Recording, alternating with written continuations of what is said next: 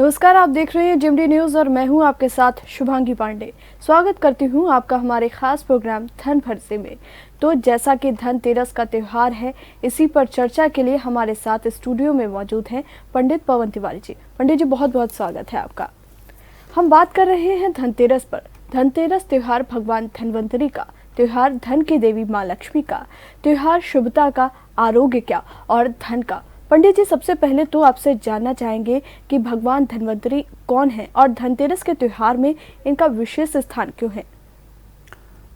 धनतेरस प्रभु धन्वंतरी का ये पर्व, सबसे पहले तो हम अपने दर्शकों को इस धन त्रयोदशी के इस पावन पर्व की अपने और अपने ज्योतिष व्यास संस्थान की ओर से बहुत बहुत शुभकामनाएं प्रेषित करता हूँ। धन्वंतरी हिंदू धर्म में विष्णु अंशानी, विष्णु जी के अवतारिक देवता हैं और वो आयुर्वेद के प्रवर्तक हैं। हिंदू धर्म के अनुसार ये भगवान विष्णु के अवतार हैं और इनका पृथ्वी लोक में अवतरण समुद्र मंथन के समय हुआ था। शरद पूर्णिमा को चंद्रमा, कार्तिक द्वादशी को कामधेनु गाय, त्रयोदशी धन त्रयोदशी को भगवान धन्वंतरी, चतुर्दशी को काली माँ और अमावस्या को भगवती महालक्ष्मी उस समुद्र मंथन रूपी सागर से प्रादुर्भाव हुआ था। इसलिए दीपावली के 2 दिन पूर्व धनतेरस को भगवान धन्वंतरी का जन्म और धनतेरस के रूप में इसे मनाया जाता है। इसी दिन इन्होंने आयुर्वेद का भी प्रादुर्भाव किया था। इन्हें भगवान विष्णु का अवतारी कहा जाता है, जिनकी 4 भुजाएं हैं। ऊपर की दोनों भुजाओं में शंख और चक्र धारण किया है, जबकि 2 अन्य भुजाओं में से एक में जलूका है और दूसरे में औषधि अमृत कलश लिए हुए हैं। धन्वंतरी जी की प्रिय धातु पीतल है, इसलिए धनतेरस के दिन पीतल आदि के बर्तन खरीदने की भी बहुत प्राचीन परंपरा है। इन्हें आयुर्वेद की चिकित्सा करने वाले वैद्य, आरोग्य का देवता कहते हैं। इन्होंने ही अमृतमय औषधियों की खोज की थी। इन्हीं के वंश में दिवोदास हुए, जिन्होंने शल्य चिकित्सा का विश्व का पहला विद्यालय काशी में स्थापित किया, जिसके प्रधानाचार्य सुश्रुत को बनाया था। और सुश्रुत दिवोदास के ही शिष्य और ऋषि विश्वामित्र के पुत्र थे। उन्होंने ही सुश्रुत संहिता लिखी। और ऐसा ही नहीं, सुश्रुत विश्व के पहले सर्जन यानी शल्य चिकित्सक थे। दीपावली के अवसर पर कार्तिक त्रयोदशी, धन त्रयोदशी को भगवान धन्वंतरी की लोग पूजा करते हैं। त्रिलोकी के व्योम रूपी समुद्र के मंथन से उत्पन्न विष का महारुद्र भगवान शंकर ने विषपान किया। धन्वंतरी ने अमृत प्रदान किया और इस प्रकार काशी कालजयी नगरी बन गई। आयुर्वेद के संबंध में सुश्रुत जी का मत है कि ब्रह्मा जी ने पहली बार 1 लाख श्लोक के आयुर्वेद का प्रकाशन किया था, जिसमें 1 सहस्र अध्याय थे। उनसे प्रजापति ने पढ़ा, उसके उपरांत उनसे अश्विनी कुमारों ने पढ़ा और उनसे इंद्र देवता ने उसे पढ़ा और इंद्रदेव से धन्वंतरी ने पढ़ा और उन्हें सुनकर सुश्रुत मुनि ने आयुर्वेद की रचना की। विद्यार्थर्व सर्वस्ये मायुर्वेदम प्रकाशयन् स्वनामना संहिताम चक्र लक्ष्य श्लोक मयि मृजत। इसके उपरांत अग्निवेश तथा अन्य शिष्यों के तंत्रों को संकलित कर प्रतिसंस्कृत कर चरक द्वारा चरक संहिता के निर्माण का भी आख्यान है। वेद के संहिता तथा ब्राह्मण भाग में धन्वंतरी का कहीं नामोल्लेख भी नहीं है। महाभारत और पुराणों में भगवान विष्णु के अंश के रूप में उनका उल्लेख मिलता है। उनका प्रादुर्भाव समुद्र मंथन के बाद निर्गत कलश के अंड के रूप में हुआ और समुद्र से निकलने के बाद उन्होंने भगवान विष्णु से कहा कि लोक में मेरा स्थान और भाग निश्चित कर दें। इस पर भगवान विष्णु ने कहा कि यज्ञ का विभाग तो देवताओं में पहले ही हो चुका है, अतः अब संभव नहीं है। देवों के बाद आने के कारण तुम देव ईश्वर नहीं हो, अतः तुम्हें अगले जन्म में सिद्धियां प्राप्त होंगी और तुम लोक में प्रसिद्ध होगे। तुम्हें उसी शरीर से देवत्व प्राप्त होगा और द्विजातिगण तुम्हारी सभी तरह से पूजा करेंगे।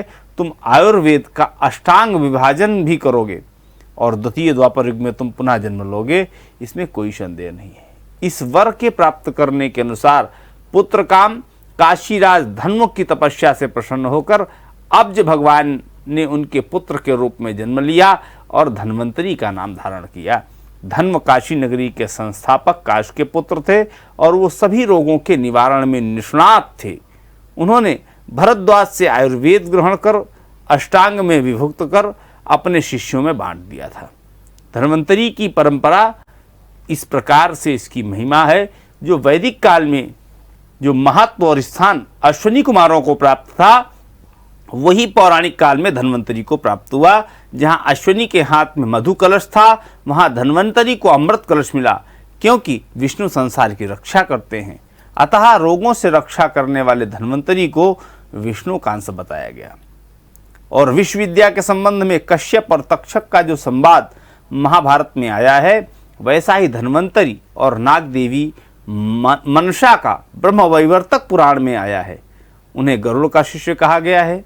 और सर्वदेवीषु निष्णातो मंत्र तंत्र विशारदः शिष्यो ही वैनतीयस्य शंकरोस्य प्रशिष्य कहा। भगवान धन्वंतरी की साधना के लिए एक साधारण मंत्र है, जो सभी लोग ध्यान से सुन लें। धनतेरस का पर्व होगा तो ये साधारण मंत्र है जो धन्वंतरी की पूजा में आप प्रयोग कर सकते हैं भगवान धन्वंतरी को प्रसन्न करने के लिए। ओम धन्वंतरे नमः, इस मंत्र से आप धन्वंतरी जी को प्रसन्न करें इस धनत्रयोदशी के पावन पर्व पर। पंडित जी, जैसा कि धनतेरस का ही त्योहार है, तो इस त्योहार पर धनवान बनने के लिए क्या कुछ करना चाहिए?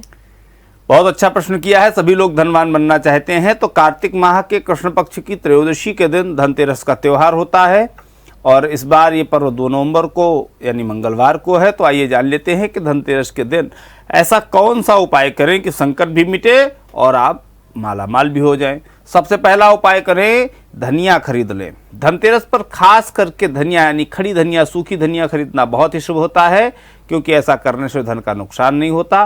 किंवदंती के अनुसार ऐसी मान्यता है कि धनतेरस के दिन माँ लक्ष्मी को धनिया अर्पित करने और भगवान धन्वंतरी के चरणों में धनिया चढ़ाने के बाद उनसे प्रार्थना करने से मेहनत का फल मिलता है और व्यक्ति तरक्की करता है। तथा पूजा के बाद अब धनिया का प्रसाद बनता है, जिसे सभी लोगों के बीच में उसे वितरित किया जाता है। दूसरा उपाय करें, झाड़ू खरीदें। धनतेरस पर नई झाड़ू खरीदकर उसकी पूजा की जाती है। घर में नई झाड़ू लाने के अलावा आप किसी मंदिर में या किसी सफाई कर्मी को अच्छी वाली झाड़ू खरीद कर दान कर सकते हैं। इससे आप पर माँ लक्ष्मी प्रसन्न होंगी, क्योंकि झाड़ू घर से दरिद्रता को हटाती है, इससे दरिद्रता का नाश होता है। तो धनतेरस के दिन घर में नई झाड़ू लाने के बाद इस पर एक सफ़ेद रंग का धागा बांध दें। इससे माँ लक्ष्मी की आपके घर पर कृपा बनी रहेगी और घर की आर्थिक स्थिति भी सुधर जाएगी। एक तीसरा उपाय करिएगा कि वो है पीली कौड़ियों का उपाय। धन समृद्धि को बढ़ाने के लिए आप घर बाजार से पीली कौड़ियाँ खरीदकर उनकी पूजा करके उनको रखते हैं और उन्हें तिजोरी में रखते हैं। कौड़ियाँ खरीदें और अगर पीली ना हो तो उन्हें हल्दी में घोल करके उन्हें आप पीला कर लें। बाद में इनकी पूजा करें और इन्हें अपनी तिजोरी पर रखें। इसके अलावा इस दिन 13 दीपक जलाए जाते हैं और घर के सभी कोनों में इन 13 दीपकों को रख दिया जाता है। इन्हें धनत्रयोदशी के दीपक कहा जाता है। और आधी रात के बाद सभी दीपकों के पास एक एक पीली कौड़ियाँ रख दें। बाद में इन कौड़ियों को जमीन में गाड़ देते हैं। ऐसा करने से आपके जीवन में अचानक से धन की वृद्धि होगी। और एक चौथा उपाय है हल्दी की गांठ का। धनत्रयोदशी के दिन कुछ खड़ी हल्दी खरीदना शुभ होता है। शुभ मुहूर्त देख लें और बाजार से गांठों वाली पीली हल्दी या काली हल्दी को घर लाएं। इस हल्दी को कोरे कपड़े पर यानी सफ़ेद या नए कपड़े पर रखकर इसे स्थापित करें। इसका षोडशोपचार विधि से पूजन करें। यह भी धन समृद्धि को बढ़ाने वाला ही उपाय है। और पांचवा उपाय दान करने का है। धनतेरस के दिन यदि आप चीनी, बताशा, खीर, चावल, सफ़ेद कपड़ा या अन्य सफ़ेद वस्तुओं का दान करते हैं तो आपको धन की कमी नहीं होगी। जमा पूंजी बढ़ने के साथ ही आपके कामों में आ रही रुकावटें, आ रही बाधाएं भी दूर होंगी। इस दिन यदि आपके दरवाजे पर कोई भिखारी, जमादार या गरीब व्यक्ति आए तो उसे खाली हाथ बिल्कुल ना भेजें। आप कुछ ना कुछ उसे जरूर दें। इससे माँ लक्ष्मी प्रसन्न होंगी और आपको समृद्धि का आशीर्वाद देंगी। इससे आपको हर कार्य में अपार सफलता भी मिलेगी। और एक उपाय है वृक्ष लगाने का। केले का पौधा लगाएं। धनत्रयोदशी के दिन आप किसी मंदिर पर या उचित स्थान पर जाकर केले का एक पौधा या कोई सुगंधित पौधा ले जाएं। जैसे ये हरे भरे और बड़े होंगे। जैसे जैसे वृक्ष आपके जीवन में समृद्धि और सफलताएं भी बढ़ेंगी। एक उपाय है नमक खरीदने का। धनतेरस से बाजार से नमक का नया पैकेट खरीद कर लाएं और घर में इसी नमक का उपयोग करें। इससे आपके घर में धन समृद्धि में वृद्धि होगी। थोड़ा सा खड़ा नमक भी लेकर के आएं और इसे घर के पूर्व और उत्तर दिशा में एक कटोरे में रख दें। इससे आपके घर का वास्तु दोष भी दूर होगा। एक चावल के दानों का उपाय है जो धनत्रयोदशी पर आप कर सकते हैं। इस दिन साबुत चावल के 21 दाने गिन करके रख लें और उनकी पूजा करके उन्हें लाल कपड़े में बांधकर अपने घर की तिजोरी में रख लें। इससे धन की तंगी आपके घर की दूर हो जाएगी। एक लौंग का उपाय है, यदि आपके पास धन नहीं टिकता, ये समस्या बहुत सारे लोगों के साथ होती है कि धन नहीं टिकता, ये प्रश्न बहुत सारे लोग करते हैं, तो इस धनतेरस से दिवाली के दिन तक आप माँ लक्ष्मी को पूजा के दौरान एक जोड़ा लौंग का जरूर चढ़ाएं। आपके घर पे धन टिकने की जो समस्या है वो दूर हो जाएगी। और दक्षिणावर्ती शंख की एक उपाय है। धनतेरस की पूजा से पहले और बाद में दक्षिणावर्ती शंख में जल भरकर घर में चारों तरफ थोड़ा थोड़ा सा उस जल को छिड़कें। इससे घर में माँ लक्ष्मी का आगमन होता है। तो ये भी एक उपाय आप जरूर कर लें, जिससे कि आपकी जो धन से जुड़ी हुई समस्याएं हैं, जैसा कि शुभांगी जी आपने प्रश्न किया अपने दर्शकों के लिए, कुछ उपाय हैं, इन्हें आजमाएं और धन संबंधी जो भी आपकी समस्याएं हैं उनसे निजात मिलेगी इस धनत्रयोदशी पर। पंडित जी, ये तो आपने बहुत ही खास उपाय बताए हैं। धनतेरस पे किन चीज़ों का दान करना चाहिए जिससे माता लक्ष्मी प्रसन्न हो जाएं और धनवान बनने के रास्ते जो हैं वो खुल जाएं? देखिए, ये तो उपायों की बात होगी। अब हम दान की बात करते हैं। धनतेरस पर बर्तन, सोना, चांदी, कौड़ियाँ, धनिया, कपड़े, झाड़ू, वाहन, प्रॉपर्टी आदि खरीदने का प्रचलन है, जो कि इस बार धनतेरस 2 नवंबर मंगलवार को है। तो इस दिन 4 वस्तुओं का दान करना बहुत ही शुभ होता है और वर्ष भर आपके घर में बरकत और धन समृद्धि के रास्ते खुल जाते हैं। तो वो 4 चीजें कौन सी हैं, जान लेते हैं। पहली है झाड़ू। धनतेरस पर नई झाड़ू खरीदकर उसकी पूजा की जाती है। घर में नई झाड़ू लाने के अलावा आप किसी मंदिर में या किसी सफाई कर्मी को अच्छी वाली झाड़ू खरीद कर दान करें। इससे माँ लक्ष्मी आप पर प्रसन्न होंगी। दूसरा है अन्न का दान करना। अन्नदान को हिंदू धर्म में सबसे बड़ा दान माना गया है। आप धनतेरस पर किसी गरीब को भोजन करा सकते हैं। भोजन में केसर भात, नारियल और पीले रंगों की मिठाई अवश्य होनी चाहिए। भोजन के बाद दक्षिणा अवश्य दें। इससे लक्ष्मी माँ प्रसन्न होंगी और वर्ष भर अन्न के भंडार आपके घर के भरे रहेंगे। तीसरा है लौह दान।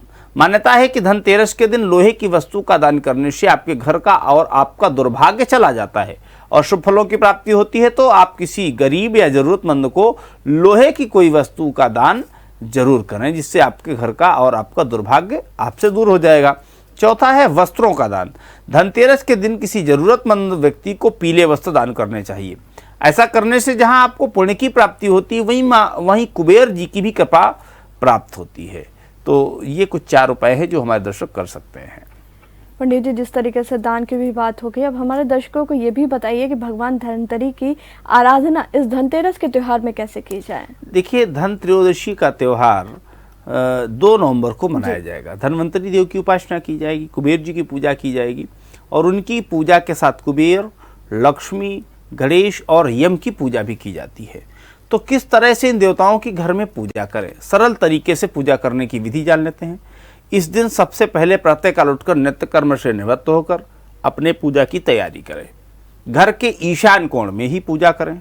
पूजा के समय हमारा मुंह ईशान पूर्व या उत्तर की दिशा में होना चाहिए। पूजन के समय पंचदेव की स्थापना जरूर करनी चाहिए। सूर्य, गणेश, दुर्गा, शिव और विष्णु को पंचदेव कहा गया है। और पूजा के समय सभी एकत्रित होकर के, घर के जितने भी सदस्य हैं एकत्रित होकर के पूजा करें। पूजा के दौरान किसी भी प्रकार का शोर न करें। इस दिन धनवंतरी देव की षोडशोपचार पूजा करनी चाहिए और 16 क्रियाओं से पूजा करें, जैसे कि पाद्य, अर्घ, आचमन, स्नान, वस्त्र, आभूषण, गंध, पुष्प, धूप, दीप, नैवेद्य, आचमन, तांबूल, स्तव पाठ, तर्पण और नमस्कार। और पूजन के अंत में सांगता सिद्धि के लिए दक्षिणा भी चढ़ानी चाहिए। इसके बाद धनवंतरी देव के सामने धूप दीप जलाएं और उनके मस्तक पर हल्दी, कुमकुम, चंदन और चावल लगाएं। फिर उन्हें हार और फूल अर्पित करें। पूजन में अनामिका यानी छोटी अंगुली के बगल वाली उंगली यानी रिंग फिंगर से गंध, चंदन, कुमकुम, अबीर, गुलाल, हल्दी आदि इस उंगली से ही लगाना चाहिए।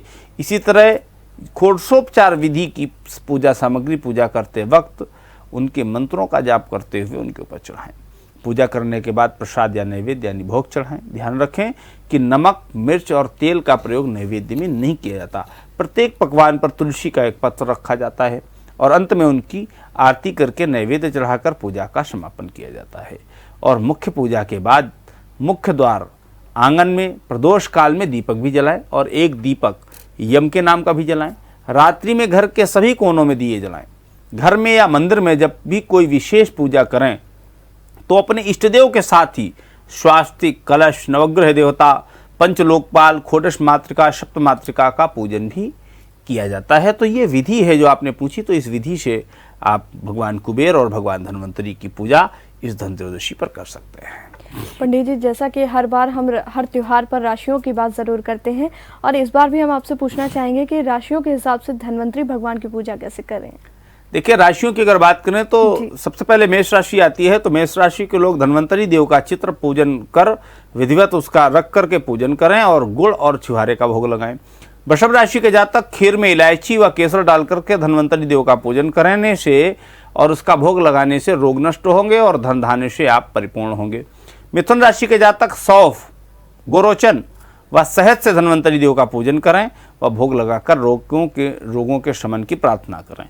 कर्क राशि के जातक सफेद सुहागा, मिश्री और घी से धन्वंतरी देव का पूजन करने का भोग लगाने से आपके जो रोग हैं वो समाप्त होंगे। और सिंह राशि के जातक गुलाब जल, गुड़ व बादाम से धन्वंतरी देव का पूजन करें तो आपके रोगों का नाश होगा। और कन्या राशि के जातक पीपली, शहद और मिश्री से धन्वंतरी देव का पूजन करें और भोग लगाएं, रोग नष्ट होंगे। तथा तुला राशि के जातक ईशब गोल की भूसी, शहद व दही का भोग लगाएं। धन्वंतरी देव का पूजन करने से रोग खत्म होते हैं। और वृश्चिक राशि के जातक लाल चंदन, गुलाब फूल, गुड़ व बादाम का भोग लगा करके धन्वंतरी देव का पूजन करें। धनु राशि के जातक दूध, हल्दी और पीले फूल व गोंद का भोग लगा करके धन्वंतरी देव का पूजन करें। और मकर राशि के जातक तिल, गोंद व शिलाजीत का भोग लगाएं। धन्वंतरी देव का पूजन करें इन वस्तुओं से।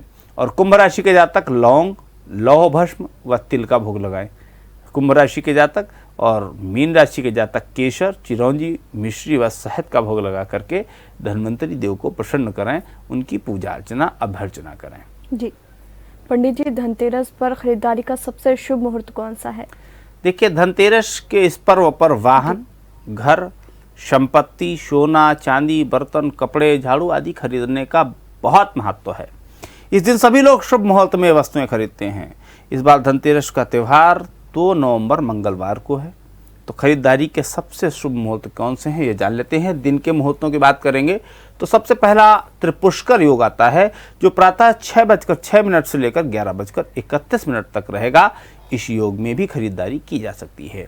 धनतेरस का जो मुहूर्त है 6:18 और 22 से 8:11 और 20 सेकंड तक का मुहूर्त है। इस काल में धनत्रयोदशी में भगवान धन्वंतरी की पूजा की जा सकती है।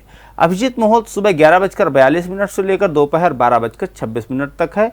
इस मुहूर्त में भी खरीदारी की जा सकती है, ये सबसे शुभ मुहूर्त होता है। और वहीं विजय मुहूर्त की अगर बात करें तो 1:33 से लेकर 2:18 तक विजय मुहूर्त रहेगा। शाम को और रात के जो मुहूर्तों की बात करें तो गोधूली मुहूर्त शाम 5:05 से लेकर 5:29 तक रहेगा। प्रदोष काल का जो मुहूर्त है 5:35 से लेकर के 5:35 और 38 से लेकर 8:11 तक रहेगा। इस काल में पूजा भी की जा सकती है, खरीदारी भी कर सकते हैं। धनतेरस के शाम का जो मुहूर्त है वो 6:18 से लेकर 8:11 तक रहेगा। इस काल में पूजा और खरीदारी दोनों ही की जा सकती हैं। अगर हम वृषभ काल की बात करें तो शाम को 6:18 से लेकर 8:14 तक, निष्ठा मुहूर्त रात्रि के 11:16 से लेकर 12:07 तक रहेगी। और अगर चौघड़िया के हिसाब से आप खरीदारी करना चाहते हैं तो दिन की जो चौघड़िया है, सबसे पहले लाभ की चौघड़िया प्रातःकाल 10:43 से लेकर 12:04 तक रहेगी। और जो अमृत काल की चौघड़िया है वो 12:04 से लेकर 1:26 तक रहेगी। जो शुभ चौघड़िया है दोपहर 2:47 से लेकर 4:09 तक रहेगी। वहीं रात की जो चौघड़ियां हैं उनमें से सबसे पहले लाभ की चौघड़ी आएगी जो 7:09 से लेकर 8:48 तक रहेगी, और शुभ घड़ी की चौघड़ियां होगी वो 10:26 से लेकर 12:05 तक रहेगी, और अमृतकाल की जो चौघड़ियां है वो रात में 12:05 से लेकर 1:43 तक रहेगी। तो ये बहुत सारे ऐसे शुभ मुहूर्त हैं। आप किस शुभ मुहूर्त में खरीदारी करना चाहते हैं, आप उस समय को चयन करें और खरीदारी करें। माँ लक्ष्मी, भगवान धन्वंतरी, भगवान कुबेर आप पर और आपके परिवार पर कृपा जरूर बनाए रखेंगे। पंडित जी, आपसे जानना चाहेंगे कि ये जो धनतेरस है इस पर राशियों के अनुसार धन प्राप्ति के क्या उपाय हैं? बहुत अच्छा प्रश्न किया है शुभांगी जी। धनतेरस के दिन धन्वंतरी, धन की देवी लक्ष्मी, धन के देवता कुबेर और यमराज का पूजन किया जाता है, और अपनी आर्थिक हालत को मजबूत करने के लिए धनतेरस का दिन बहुत अहम होता है। धनतेरस के दिन राशि के अनुसार अगर उपाय किए जाएं तो धन संपत्ति आदि का लाभ मिलता है, और ये उपाय हम जो बताने जा रहे हैं उन्हें अगर आप कर लेते हैं तो जरूर से जरूर आपको लाभ मिलेगा धन से जुड़ा हुआ। मेष राशि की बात करें तो आप धनतेरस के दिन शाम के समय घर के मुख्य द्वार पर तेल का दीपक जलाएं और उसमें 2 काली कुंजा डाल दें, तो साल भर आर्थिक अनुकूलता आपके साथ बनी रहेगी। आपका उधार दिया हुआ धन भी प्राप्त हो जाएगा। वृषभ राशि के जातक, यदि आप संचित धन का लगातार खर्च हो रहा है आपका, तो धनतेरस के दिन पीपल के 5 पत्ते लें और उन्हें पीले चंदन में रंग कर बहते हुए जल में छोड़ दें। ये उपाय कर लें, इससे आपकी समस्या दूर हो जाएगी। और मिथुन राशि के जातक बरगद से 5 फल लाएं और उन्हें लाल चंदन में रंग कर नए लाल वस्त्र में कुछ सिक्कों के साथ बांधकर अपने घर व दुकान में किसी कील से लटका दें। ये उपाय आपके लिए लाभदायी होगा। कर्क राशि के जातक, यदि आपको अचानक धन लाभ की आशा है तो धनतेरस के दिन शाम के समय पीपल वृक्ष के समीप तेल का पंचमुखी दीपक जलाएं। सिंह राशि के जातक, यदि व्यवसाय में बार बार नुकसान हो रहा है या घर में बरकत नहीं रहती है तो धनतेरस के दिन से गाय को रोज चारा डालने का नियम बना लें।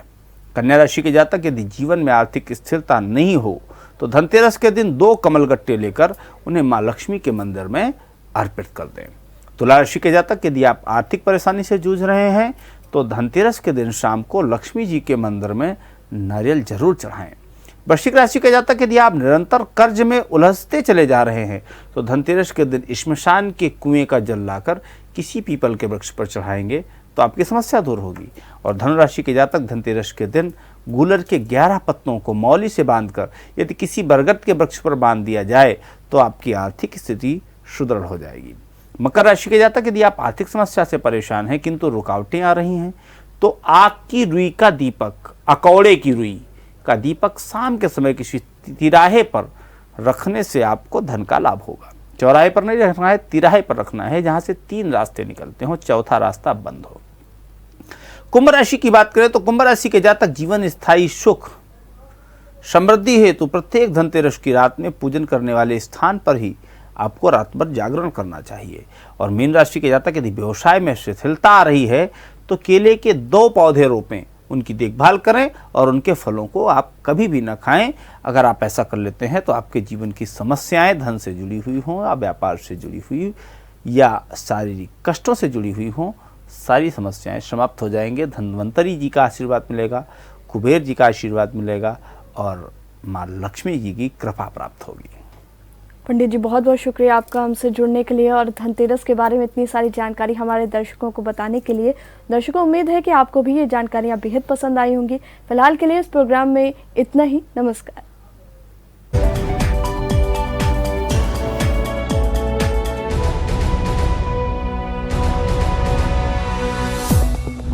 हमारा वीडियो पसंद आया हो तो हमें लाइक करें, सब्सक्राइब करें और ज्यादा से ज्यादा शेयर करें। और हाँ, बेल आइकॉन दबाना ना भूलें ताकि हर खबर का अपडेट आप तक पहुंचे तुरंत। आप हमें इंस्टा, ट्विटर और फेसबुक पर भी फॉलो कर सकते हैं। हमारी आईडी है @JMT News Flash।